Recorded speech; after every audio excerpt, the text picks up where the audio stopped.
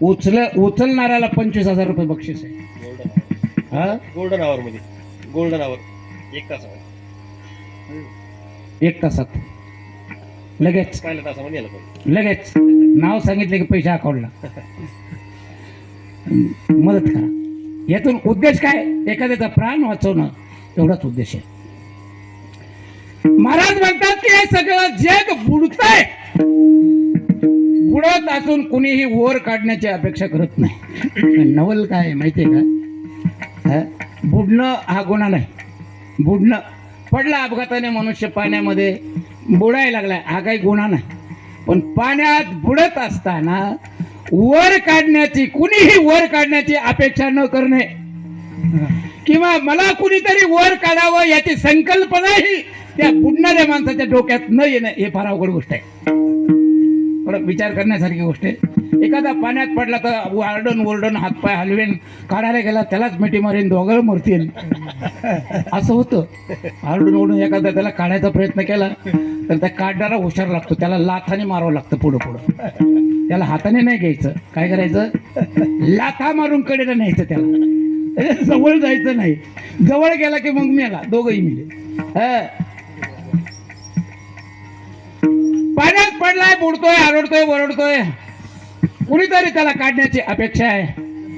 म्हणून त्याला काढणं हा भाग वेगळा आहे. पण पाण्यात पडला आहे आणि कुणीही त्याला काढावं अशी त्याची अपेक्षा नाही. शेवटी तो काय होईल? वाचलं? ऐकताय तुम्ही? पाण्यात पडलाय, पोहता येत नाही, बुडलाय आणि त्याच्या मनातही नाही कुणी आपल्याला वर काढावं म्हणून. जगेल? तसं महाराज म्हणतात, शेंडी सकट प्रपंचात बुडालेली माणसं जे त्याला उद्धार करायला जवळ जातात त्याला शिव्या देतात.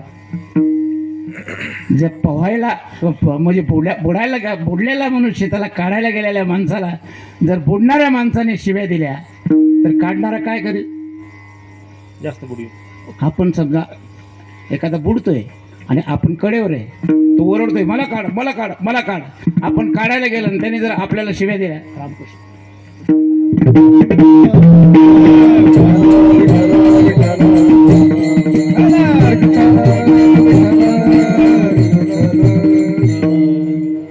काय झालं?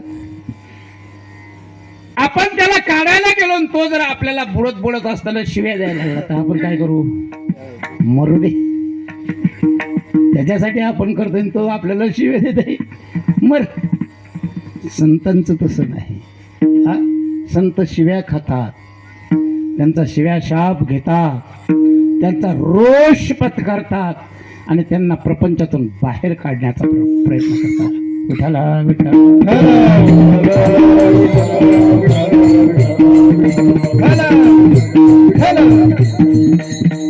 बुडले काढितो. मौली म्हणतात, बुडलेल्या माणसाला काढण्याचं काम हे संत करतात. आपल्याला माहीतही नाही आपण शेंडी सकट प्रपंचात बुडलेलो आहोत आत्ता. आणि एखादा जर काढायला गेला, एखादा जर महात्मा येऊन आपल्याला म्हणला, अरे हा प्रपंच खोटा आहे, विनाकारण खरं आयुष्य का खर्च करतो याच्यामध्ये? खऱ्यासाठी माणसाने मरावं का खोट्यासाठी? तुमचं काय मत आहे? हा, खरं या जगात काय काय आहे? या जगात खऱ्या गोष्टी काय काय आहेत सांगा. मी आकडे मोजतो, सांगा. या जगात खरं काय काय आहे? एक बोला ना. हा, विश्वास. हा, नाम विठोबाचे बरे. देव सोडून म्हणतोय मी, देव सोडून या जगामध्ये खरं काय आहे? काही नाही. तुकाराम महाराज म्हणतात, तुका म्हणे गेले व्यर्थ वायावीन, जैसा मृगशी न मृग जळी. व्यर्थ गेले, वायावीन गेले, खोट्या वस्तूसाठी मेले. खऱ्या वस्तूसाठी मेला तर ठीक आहे ना. हा, पंढरपूरला पायी चालला होता, मध्ये पावसाने घेरलं, सगळं शेत जलमय झालं. नदी कुठं होती लक्षात आले नाही आणि पाण्यातून चलत असताना नदीत पडला आणि वाहून गेला, बुडून मेला. देवासाठी मेला आहे, देवासाठी मेला आहे. पण खोट्यासाठी मेलेल्या माणसाचं कोणी नाव घेईल का? सगळं जग आज खोट्यासाठी मरतंय. जगात माणसं खोट्यासाठी मेलेल्या माणसाचं नाव घेत नाही. काय म्हणणं आहे तुमचं? लोक संतांचं नाव घेतात का कोण्या गल्लीच्या माणसाचं नाव घेतात? कोणाचं घेतात? अहो संतांनी देव दाखवला, आपल्याला देवही माहीत नव्हतं. एकादशी माहीत नाही, उपवास माहीत नाही, आळंदी माहीत नाही, पंढरपूर माहीत नाही, ज्ञानेश्वरी माहीत नाही, गाथा माहीत नाही, काहीच माहीत नाही. एकाला म्हणलं ज्ञानेश्वरी वाचतोस का? तर म्हणलं ते काय असतं? ते काय असतं? नाही का मुस्कळात द्यावं. अरे ज्याने तुझा उद्धार होईल, जे तुला जन्म मरणाच्या फेऱ्यातून वाचवतील, त्याला तू म्हणतो ते काय असतं ते तुला माहित नाही. मग तुझा जन्म तरी कशा करताय? जन्म का जन्मले? तुकाराम महाराजांनी विचारलं तर देवाचं भजन करत नाहीत तर हे जीव मनुष्यपणाला तरी का आले? म्हणून मनुष्यपणा तरी साधे नारायण, नाही तरी हीन पशु. पशु ठीक आहे, पशु, पण पशुहून हीन अजून काय असतं काय माहिती? तुकाराम महाराजांना विचारलं. पशुहून हीन. ज्ञानेश्वरीत 3 शाखा सांगितल्या संसार वृक्षाच्या. एक ब्रह्मादिकाने भरलेली शाखा, एक संकादिकाने भरलेली शाखा, म्हणजे एक रजोगुणी शाखा, एक तमोगुणी शाखा आणि एक सत्वगुणी शाखा. 3 शाखेचा हा प्रपंच आहे, संसार वृक्ष आहे. 2 शाखेचा रजोगुण आणि सत्वगुणाचा आपण जरा विचार बाजूला ठेवू. तमोगुणाची जी शाखा आहे, अध शाखा म्हणतो, ऊर्ध्व मूल अधा शाखा. अधा म्हणजे खाली गेलेली शाखा, ती तमोगुणाची शाखा आहे. त्या तमोगुणात पशुवादिक जन्माला येतात. मग पशुहुनी हीन म्हणण्यामध्ये तुकाराम महाराजांना काय म्हणायचं? काय म्हणायचं? आपण संत वाक्यांचा सखोल विचार करत नाही. संत वाक्याचा सखोल विचार जर केला तर ते संत वाक्यच तुम्हाला त्याचं उत्तर देऊ शकतात, दुसरं कोण नाही. विठाला विठाला.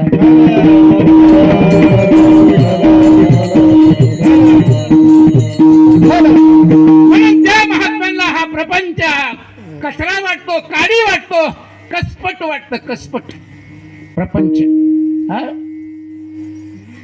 गवताच्या काडी प्रपंच मानणारे संत प्रपंचाला ते त्याच्याकडे लक्ष देतील.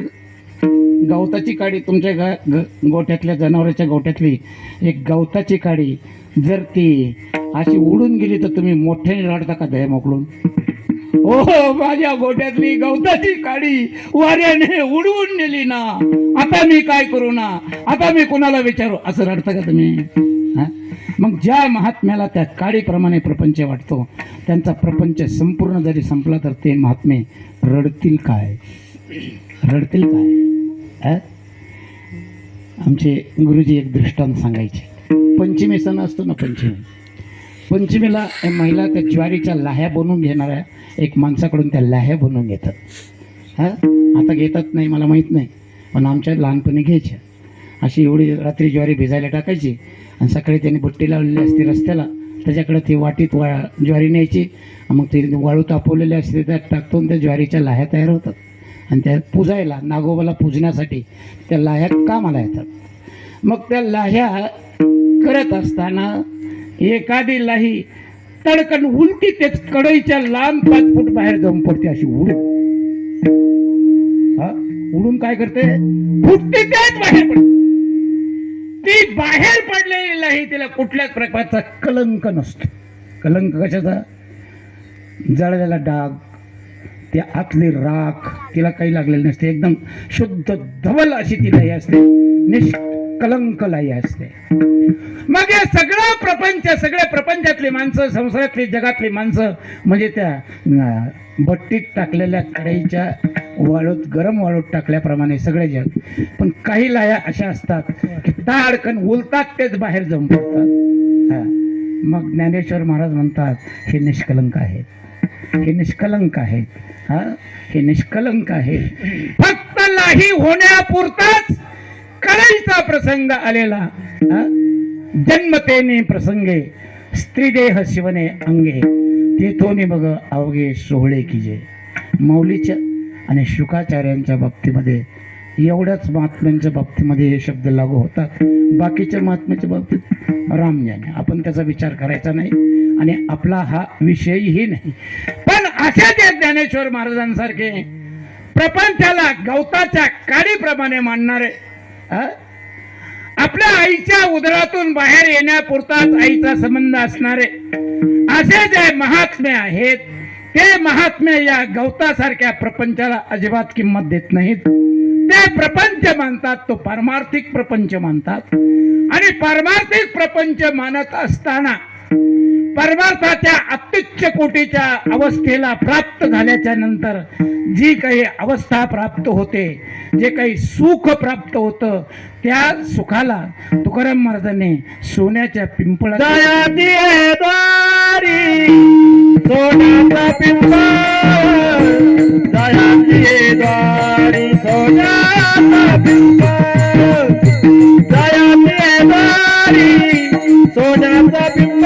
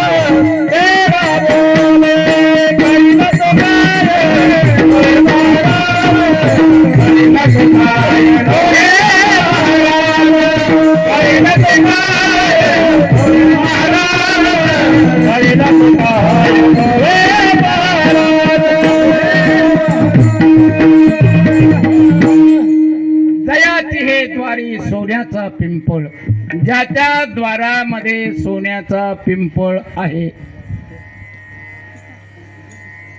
असतो का हो सोन्याचा पिंपळ? तशी आंब्याची जात आहे, देवगड, रत्नागिरी, पायरी, केशर, केशर, आंब्याच्या जाती, बदाम, लंगडा. महाराजांनी सांगितलं लंगडा. लंगडा का म्हणायचं? लंगडा का म्हणायचं नाही माहित. तोतापुरी, हापूस, बदाम.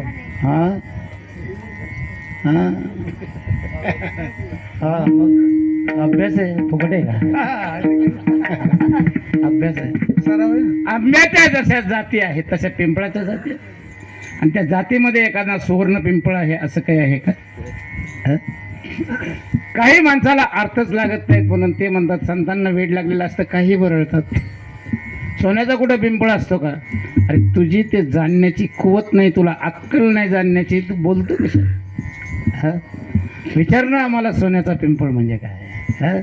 सोनं याला जर आपण सुख असं नाव दिलं, आता हे सोनं बी जर त्याच्यापासून सुख नसेल तर त्या सोन्याचाही उपयोग नाही. सोन्यामुळे जर मरण येत असेल तर त्या सोन्याचा काय उपयोग महाराज? रावणाला बी त्याला सोन्याची किंमत म्हणजे झिरो. बरं कमी होतं का त्याच्यापाशी? ज्याला खायलाच मिळालं नाही म्हणून म्हणतो आज एकादशी आहे, तुला आहे का? नाही म्हणतो आज एकादशी आहे. अरे तुला आहे का? जेवला का? नाही म्हणतो एकादशी. जेवायला मिळालं नाही म्हणून एकादशी म्हणणं. आणि पंचपक्वान्नाचा भोजनाचं ताट पायाशी लोळून घेत आहे, माझा या महात्म्याने स्वीकार करावा असं अन्न म्हणतंय. त्या महात्म्याने म्हणणं आज एकादशी बाजूला सार, फरक आहे का नाही दोन्हीमध्ये? ज्याला अजिबात सोनं बघायलाही मिळालं नाही तो म्हणतो काय खरं असतं सोन्याचं? तुकाराम महाराज नाही का म्हणले, सोने रुपये आम्हा तिथे समान. संत हुशार आहे तो म्हणतो, त्याला घ्यायची कुवतच नाही. 60 वर्ष सर्व्हिस केलेला बरं का. आता 7 महिने राहिले होते रिटायरला. जेवताना बायको म्हणली, ओ आता 7 महिने राहिलेत आपले. म्हणलं हो, एक गोष्ट बोलू का? ते तुम्हाला बोल बोल. कारण बाया जेवताना सगळे प्रश्न नवऱ्या पुढे मांडतात. तो घरी थांबतो कुठं जेवणाशिवाय, बोलायचं कधी? ती म्हणली एक गोष्ट बोलू का? म्हणले बोल. 7 महिने राहिले, 60 वर्ष आपले सर्व्हिस संपले. मग आता तरी एखादा तोळा करा, आता तरी एखादा तोळा करा. आता म्हणलं गा. ती म्हणली का हो एवढ्या मोठ्याने? तोळा म्हणलं की माझ्या पोटात एवढा गोळा उठतो. तोळ्याचं नावही घ्यायचं नाही, असं होतं का रावणाचं? अशा माणसाने म्हणणं सोन्याचं काय खरं? ठीक आहे, मिळतच नाही त्याला. पण ज्याची संपत्ती एवढी मोठी होती, लंकेबाजी घरे किती ती ऐका, सांगत असे संख्या जैसी तैशी, कोटी घरी जेथे काशा आणि तांब्याची, शुद्ध कांचनाची सप्त कोटी, तुका म्हणे ज्याची संपदा एवढी. सांगा ते गवडी गेली ना,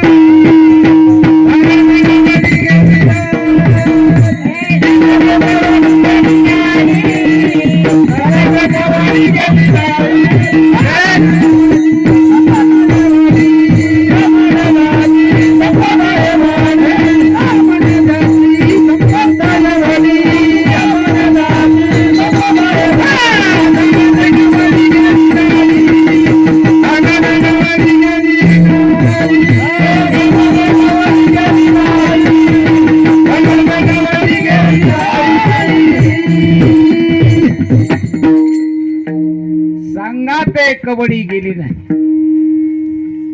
एवढी संपत्ती, कोटी घरे देते काशा आणि तांब्याची. बघा नीट ऐका, ज्याच्या गावामध्ये राज्यामध्ये 1 कोटी घर कास आणि तांब, काशाला काय भाव आहे? टाळ टाळ करे टाळ आणणारे, काशा टाळ आणणारे. तू 25 वर्ष झाला असेल काशाच्या मार्केटमध्ये गेला. आता बघ ना सोन्यासारखं झालंय ती काशीची. काशाला 2200 रुपये किलोचा भाव आहे. हे रे अर्धा माग आहे माणूस. हो ना, अर्धा माग आहे. हा 2200-2300 रुपये काशाला भाव आहे. तांब्याला किती भाव आहे? त्याच्यापेक्षा जास्त आहे तांब. जर सर्वात मोठा धातू, सर्वात महागडा धातू काय असेल तर सोनं आहे, आणि दुसरा नंबर लागतो तांब्याचा. कारण तांब्याच्या नंतर सोन्याचीच अवस्था आहे. अगोदर जर्मल, मग लोखंड, मग स्टेनलेस स्टील, नंतर चांदी, त्याच्यानंतर तांब, आणि त्याच्यानंतर सोनं. म्हणजे सोन्याच्या एक अवस्थेने अलीकड असणारा धातू, याची घरं 1 कोटी होती. किती? एक दगडा मातीचं विटा सिमेंटाचं घर बांधता बांधता माणसाचा जन्म जातो, तरी प्लास्टर तरी राहतं, फरची तरी राहते. बायको म्हणते बाथरूम चांगलं नाही, काही म्हणते किचनच वाकडं झालं. एक घर बांधण्यामध्ये इतके घरं त्यांनी कधी बांधले असतील? त्यांनी बांधले का नाही हा विषय वेगळा आहे, आपण नंतर सांगू तो विषय. आता इथं बोलण्याचा नाही, आत्ता बोलण्याचा तो विषय नाही. आणि शुद्ध कांचनाची सप्तकोटी, शुद्ध सोनं, शुद्ध म्हणजे किती किती किती कॅरेट? 24 कॅरेटची घरं किती होती सांगताना मला दम लागतोय. त्यांनी कशी बांधली असतात? 7 कोटी घरं ज्याच्या लंकेमध्ये सोन्याची होती, त्या रावणाने एक अंगठी तरी 10 ग्रॅमची जाताना बरोबर नेली असेल. नेली. फुटकी कवडी. आता फुटकी कवडीला काय किंमत होती? 3 फुटक्या कवड्या म्हणजे 1 चांगली कवडी. 3 फुटक्या कवड्या म्हणजे 1 चांगली कवडी. 11 चांगल्या कवड्या म्हणजे 1 दमडी. दमडीच्या नंतर ती पै होती. ह्या 6 पै म्हणजे एक नाही पैसा. हां, आणि 6 पैसे म्हणजे 1 आना आणि 16 आणे म्हणजे 1 रुपया. म्हणजे माहिती आहे तुला हे? हो काय कुठे बोलतो सांग, मी काय काय सांग सांग. हो म्हणतो 4 आणे. 4 आणे नाही, कवडीचं सांग. कवडीपासून सांगितलं मी, फुटक्या कवडीपासून. एखाद्याला पैसे मागितले दे ना, अरे 10 रुपये चहा पाच, तो म्हणतो फुटकी कवडी नाही. फुटकी कवडी म्हणणाराच माहित नसतं फुटकी कवडी म्हणजे काय. बरं, तू कवड्या खेळला का कधी? नाही. हां, मी खेळलोय. हां, चांगल्या कवड्या आणि फुटक्या कवड्या, वरून ते टेंबर त्याचं असं फोडलेलं असतं, त्याला फुटकी कवडी म्हणायची. अशा 3 फुटक्या कवड्या म्हणजे 1 चांगली कवडी. 1 चांगली कवडी घेण्यासाठी 3 फुटक्या कवड्या द्याव्या लागत होत्या आणि 1 दमडी घेण्यासाठी 11 कवड्या चांगल्या द्याव्या लागत होत्या. नंतर 1 पैसा, नंतर 1 आना, नंतर 16 आणे. 16 आणे म्हणजे 1 रुपये. तर 24 कॅरेट ज्ञानेश्वर महाराजांच्या भाषेमध्ये 52 कशी, 52 कशी किंवा 16 नंबर किंवा 100 नंबरी सोनं, बरेच नाव आहेत त्याला. 100 नंबरी सोनं, 24 कॅरेट सोन्याची 7 कोटी घरे त्याच्या नगरीत होती. 1 10 ग्रॅमची अंगठी नेली का बरोबर? सांगा ते कवडी. आता आपण फुटकी लावू त्याच्यावर. 1 कवडी म्हणजे 3 फुटक्या कवड्या असतात. 1 फुटकी कवडी पण त्याच्या बरोबर गेली नाही. पण या संतांच्या घरचा सोन्याचा पिंपळ हा दर दिवस वाढतोय, दर दिवस वाढतोय, दर दिवस वाढतोय. पहिला आळंदी पुरताच होता, त्याच्यानंतर खेड तालुक्यापुरता झाला सोन्याचा पिंपळ, त्याच्यानंतर पुणे जिल्ह्यापुरता झाला सोन्याचा पिंपळ, त्याच्यानंतर महाराष्ट्रापुरता झाला सोन्याचा पिंपळ, त्यानंतर भारतापुरता झाला. भारता एवढी व्याप्ती झाली त्या सोन्याच्या पिंपळाची. आणि आजच्या घडीला संपूर्ण जगामध्ये एकही देश असा नाही त्या देशामध्ये ज्ञानेश्वरी नाही. बघा, ज्ञानेश्वर महाराजांच्या सोन्याच्या पिंपळाची व्याप्ती किती मोठी झाली, किती मोठा झाला सुवर्ण पिंपळ. हा जो सुवर्ण पिंपळ ज्याच्या दारात आहे त्याची संपत्ती केवढी केवढी असायला पाहिजे. आणि प्रत्येक माणसाला हा सोन्याचा पिंपळ बरोबर घेऊन जाता येतो, रावणासारखं नाही. मला सांगा, मी जर एखाद्याला ज्ञानेश्वरी शिकवली आणि माझं त्याचं कडाक्याचं भांडण झालं, मी त्याच्या 10-5 मुस्कडात लावून त्याला काढून दिलं, तो म्हणेन महाराज तुम्ही मला काढून देताल, पण माझ्या आतमध्ये बोध जो झालाय तो तुम्ही मला काढवून दाखवा, तो मला काढवून दाखवा. एकदा झालेला बोध त्याच्या गुरुलाही काढून घेता येत नाही. त्याप्रमाणे हा सुवर्ण पिंपळ, ज्ञानेश्वरी रूपी सुवर्ण पिंपळ हा जगापुरता गेला, जगाला व्यापून टाकलं. मी तर म्हणेल जग हे मी तुम्हाला अगोदर सांगितल्याप्रमाणे ज्ञानेश्वर महाराजांच्या दृष्टीने एक कसपट आहे, एक तसू आहे, एक गवताची काडी आहे. कोणाच्या दृष्टीने? ज्ञानेश्वर महाराजांच्या दृष्टीने. जर संपूर्ण जग एक गवताची काडी आहे तर ज्ञानेश्वर महाराजांनी हा एवढा मोठा सुवर्ण पिंपळ त्याच्या पणाला का लावावा, का लावावा? बघा किती समजतंय, मला माहित नाही तुम्हाला किती समजतंय. तर एवढा मोठा सुवर्ण पिंपळ ज्याच्या दारात आहे आणि ज्याच्या जवळ असा काही रेडा आहे की तो रेडा वेद बोलतो. अजून याच्यापेक्षा संपत्ती मोठी कोणची असते? अहो, तुकाराम महाराज म्हणतात आम्ही या त्रैलोक्याचे राजे आहेत. काय तुका म्हणे आम्ही राजे त्रैलोक्याचे, नाही उणे पुरे कोणाचे काही. आम्ही या त्रिभुवनाचे राजे आहे. तुम्ही जगापुरते राजे असाल, तुम्ही भारतापुरते राजे असाल, तुम्ही महाराष्ट्रापुरते राजे असाल, तुम्ही जिल्ह्यापुरते राजे असाल, तुम्ही तालुक्यापुरते राजे असाल, तुम्ही पंचायत समितीपुरते राजे असाल, तुम्ही तुमच्या गावातल्या पंचायतीचे राजे असाल, सरपंच. तुकाराम महाराज म्हणतात आम्ही त्रिभुवनाचे राजे आहोत. म्हणून तर कदाचित या बोधावर आरूढ असताना तुकाराम महाराजांनी छत्रपतीचा नजराणा परत पाठवला.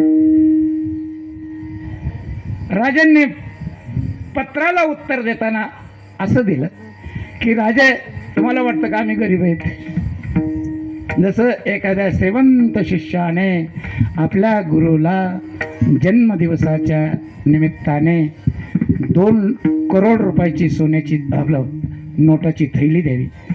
2 करोड मी म्हणलं घेणं नास्ती वचनम किम दरिद्रता, आपल्याला काय द्यायचं घ्यायचं. 2 करोडची नोटाची पिशवी द्यावी. विठाला विठाला विठाला